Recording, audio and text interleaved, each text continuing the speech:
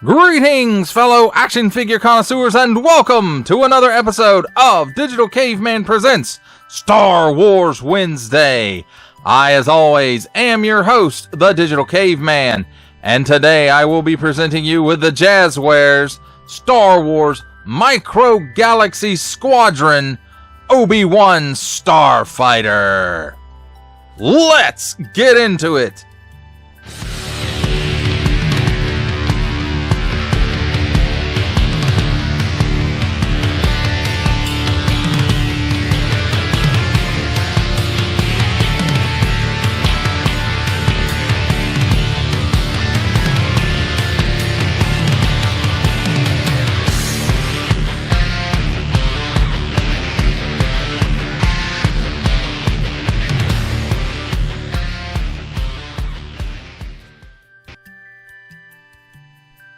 Let's start things off with a look at the packaging. And here we have Star Wars. Warning, don't stick things in your pie hole that do not belong there. It's a launch edition, and that's just a sticker on there, but it's still kind of cool looking. And nice big blister showcasing the vehicle, the figures. And if you look down in there, I don't know if you can see it with the glare from the lights, but the hyperspace ring is in there too. 8-and-up Micro Galaxy Squadron, all in a nice chrome, well, a nice chrome border anyway. This is in chrome, the writing's in chrome. And then Obi-Wan's Jedi Starfighter, number 0014, Jazzwares. On the bottom, don't give it to babies, it's safety tested, and don't give it to babies, symbols I don't know, a barcode, Jazzwares. On this side, Star Wars. On this side, nice artwork. There's Obi-Wan, and there's Anakin back there. Star Wars. Oh, and it shows a picture right there of the hyperspace ring on the front. I forgot to say that. On the back, it's removable. And you press something there to make the droid pop out. There's the blueprint, a nice little hologrammy thing. Obi-Wan goes in the seat. Obi-Wan's Jedi Starfighter class. Here's the cross-sale Starfighter class. And chase vehicles. Ooh. That's pretty cool. Disney print, StarWars.com print, Lucasfilm print, Micro Galaxy Squadron. Each sold separately, subject to availability. And there's some Aurebesh right there. That probably says Obi-Wan's Jedi Starfighter. That, my friends, is a look at the packaging. Let's take a look at the figures and the vehicle and the accessory for the vehicle. And first up we have handy dandy tweezers, which I already used to point at stuff because I pointed. Here first off we have Episode 2 Obi-Wan Kenobi. Has just a couple of paint apps on it. And enough with the paint and the molded details that you can tell this is supposed to be Obi-Wan Kenobi. And the paint apps do apply to both sides, so that's always good. As far as the articulation goes, his arms are joined together. They can do a full 360 degree rotation. Nothing at the head, waist, or anything else, just at the hips. The legs will go forward enough to be in a seated position, and of course, just like the arms, they move in unison. Well, you can see they're one piece right there. Some figures it's not so obvious as that in this line. And then here we have his astromech droid R4P17. And again, not really a whole lot of paint apps going on, just enough that you can tell it's not R2-D2.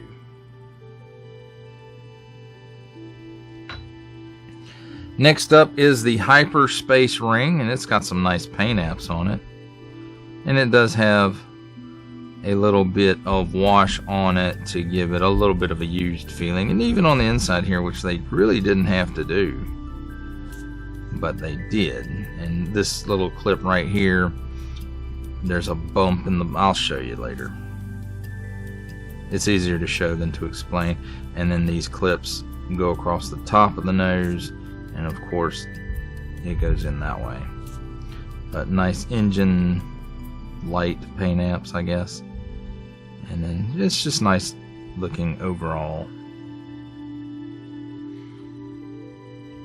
Now let's take a look at the Starfighter, and of course this is not the Episode 2 Starfighter, because that would have an astromech built in over here to the side. This is more the Clone Wars version of the Delta 7, because the whole droid goes in, and it goes in front of the cockpit.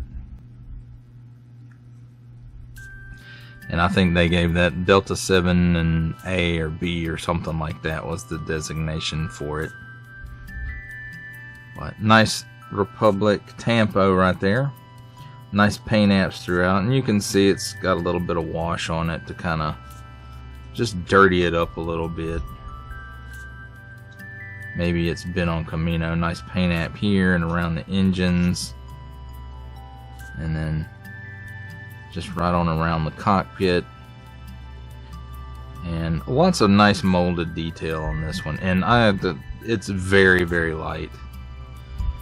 And of course it does have landing gears on the bottom.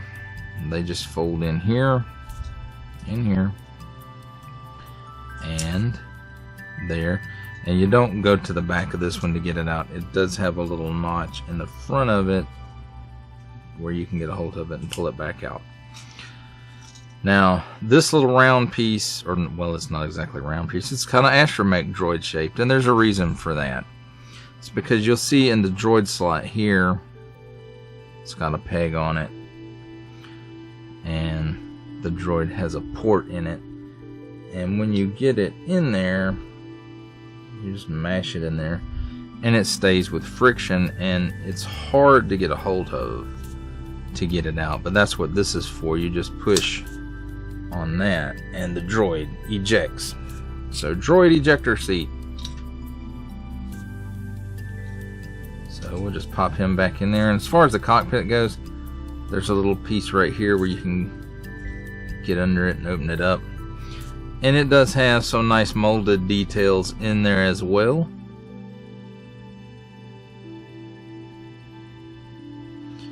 And as far as Obi-Wan getting in, just raise his arms up a little bit, put him in a seated, or at least a semi-seated position, and then push him down in there.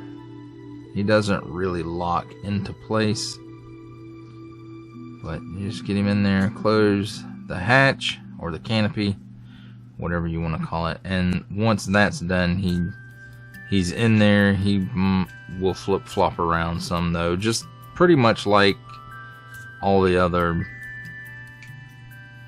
ship type stuff, unless they actually have a clip in it. Now, as far as what I was talking about earlier, you see this little round indentation right here. That's where this right here clips in, and it's not the easiest thing to do. You have to slide it in there carefully and make sure you keep the clips here on the top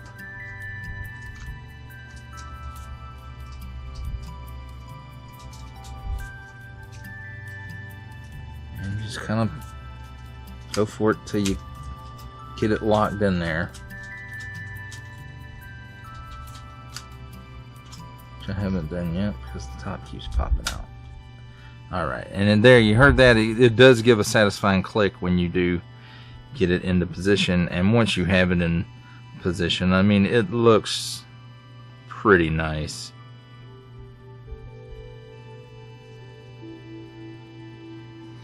And I would like to see them do Anakin's version of this from the 2D animated Clone Wars, where he didn't have a hyperspace ring. He actually attached the hyperspace engines to the fighter, and that was actually a pretty cool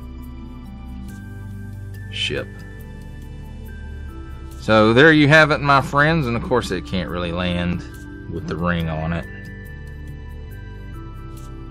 so you can't really display it unless you're going to leave it tilted like this, or hang it to where it's in a flying mode.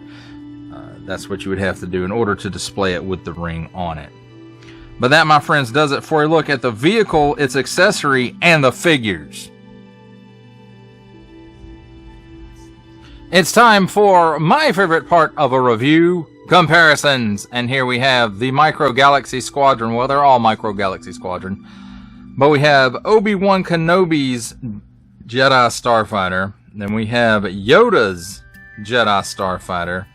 Hera Syndulla's A-Wing Starfighter. Right behind that, the AT-ST, or Chicken Walker, Scout Walker, whatever you would like to call it. And finally, Bo-Katan's Gauntlet Fighter.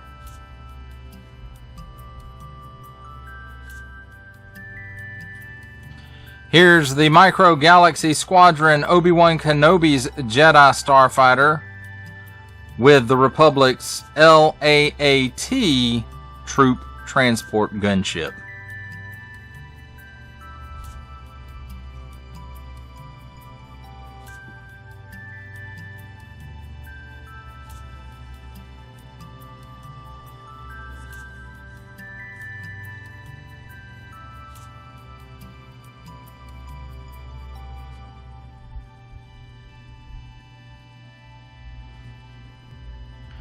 For final thoughts on the Star Wars Micro Galaxy Squadron Obi-Wan Kenobi's Starfighter, which is the Delta 7B, I believe. This is the version from the 3D animated Clone Wars, where the astromech is in front of the cockpit rather than built into the Starfighter and off to the side.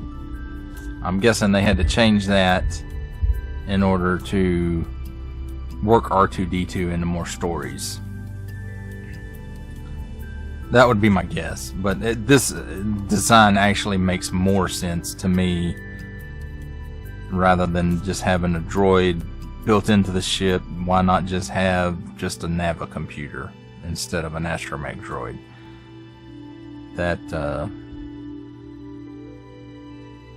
design-wise, logically, that just never made much sense to me. This makes more sense to me. I like this design better than the Episode 2 Delta 7, even though, again, there's not much difference. I like the fact that this release came with the hyperspace ring, because for these vehicles it was needed. They did not have built-in hyperdrive in Starfighters at this point, not until the next iteration of the Jedi Starfighters, which we see in Revenge of the Sith. Those, I do believe, have hyperspace engines built into the fighters. But this one is, again, like I said, it's good. It's got the right colors on it for Obi-Wan. It has that wash on it to kind of tell it, you know, it's kind of been through stuff during the Clone Wars. It's been to some dirty places and not to the car wash. And again, I like this release. Well, that does it for the review. I hope that you enjoyed it. I enjoyed making it. Only support from viewers like you make this programming possible. Each view does count, and I do appreciate each and every single view that I receive. Thank you, and thank you so very, very much for supporting this channel through viewing. Comment below, like, share, subscribe if you'd like to see more reviews or just help the channel out further, or both, that's even better. And don't forget to ding that bell so that in the future you will be notified as my new content becomes available. That's a wrap, folks. I'll see you next time.